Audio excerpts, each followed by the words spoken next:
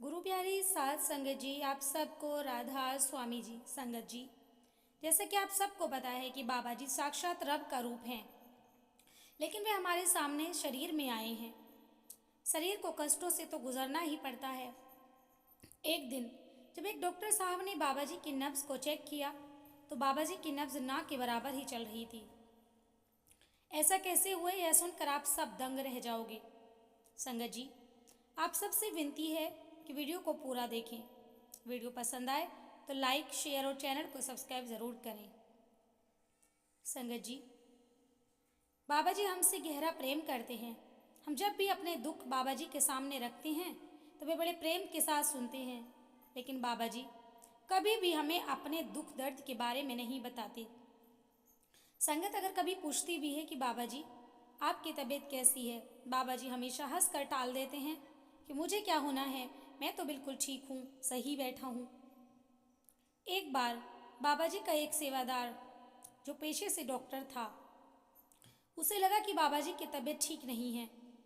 वह बाबा जी से कहने लगा, बाबा जी आपकी तबीयत मुझे ठीक नहीं लग रही है, आप कहें तो मैं एक बार आपका चेकअप कर लेता हूँ। बाबा जी ने हंस कर कहा, बेटा मुझे कुछ भी नहीं हुआ, मैं तो बिल्कुल पूरी तरह से ठीक हूँ, आपके सामने बैठा हूँ। लेकिन सेवादार डॉक्टर भाई ने बार बार विनती की, बाबा जी कोई बात नहीं, आप एक बार मुझे चेकअप करने दीजिए, इससे मेरी तसल्ली हो जाएगी। बाबा जी ने के बार बार मना करने के बाद डॉक्टर भाई नहीं माने। बाबा जी कहते रहे कि अरे मुझे चेकअप की क्या ज़रूरत है।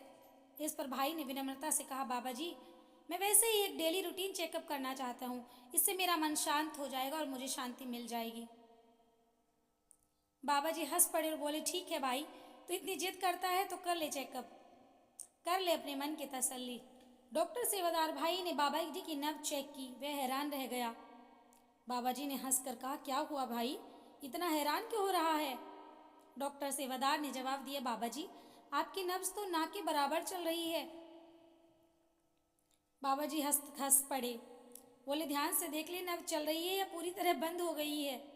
यह सुनकर सेवादार और भी हैरान हो गया और बोला, बाबा जी आप ऐसा क्यों कह रहे हैं, सच में आपकी नब्ज बहुत ही धीमी चल रही है और ये बहुत गहन चिंता का विषय है।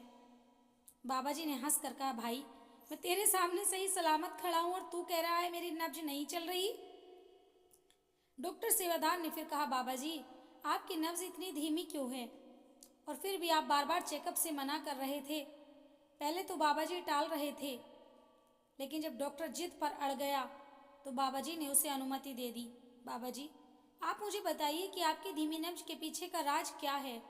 बाबा जी ने जो उत्तर दिया वह सुनकर डॉक्टर का मन श्रद्धा और प्रेम से भर गया।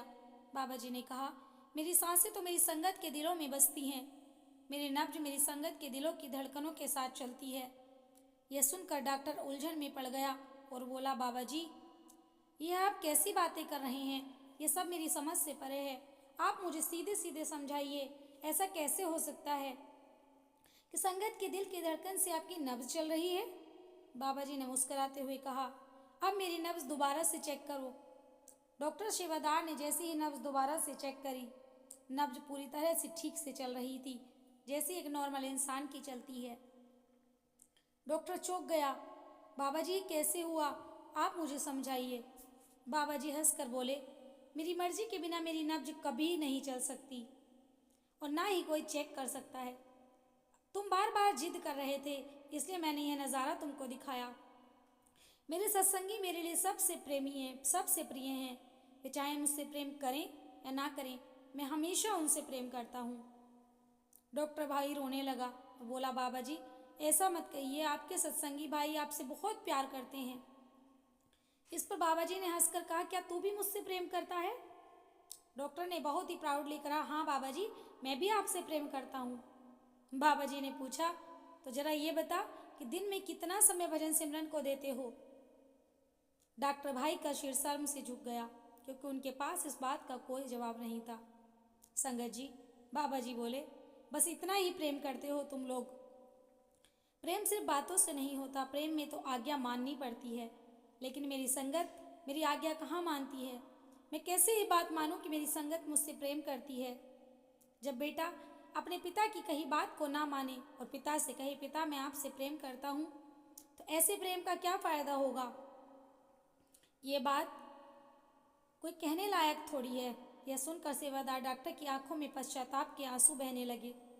उसने कहा, बाबा जी, मैं अपनी भूल पर शर्मिंदा हूँ। मैं भजन नहीं कर पाता, इसलिए मुझे माफ़ कर दीजिए, लेकिन अब मैं सिमरन ज़रूर करूँगा और मैं सिर्फ बातों में नहीं करना करूँगा, यह जाहिर करके दिखाऊँगा। बाबा जी ने बड़े प्रेम से कहा, माफ़ी मत मांगो, बस भजन और सिमरन करो, वही मेरे लिए बहुत है। मैं अपनी संगत से सिर्फ यही चाहता हूँ कि वह सिर्फ भजन और सिमरन करे, और मैं उनसे कुछ नहीं चाहता। संगत जी, आप सबसे विनती है कि आप सबको बाबा जी की यह बात कैसी लगी और ये वीडियो कैसी लगी, कमेंट में ज़रूर बताएं। कमेंट में राधा स्वामी जी ज़रूर लिखें और वीडियो को एक लाइक ज़रूर कर दें। चैनल पर पहली बार आए हूँ तो सब्सक्राइब करें। ऐसे ही बाबा जी उससे जुड़ी वीडियो और साखियाँ सुनने के लिए हमारे इस चैनल को सब्सक्राइब ज़रूर कर लें और अपने दोस्तों में शेयर अवश्य करें। राधा स्वामी जी।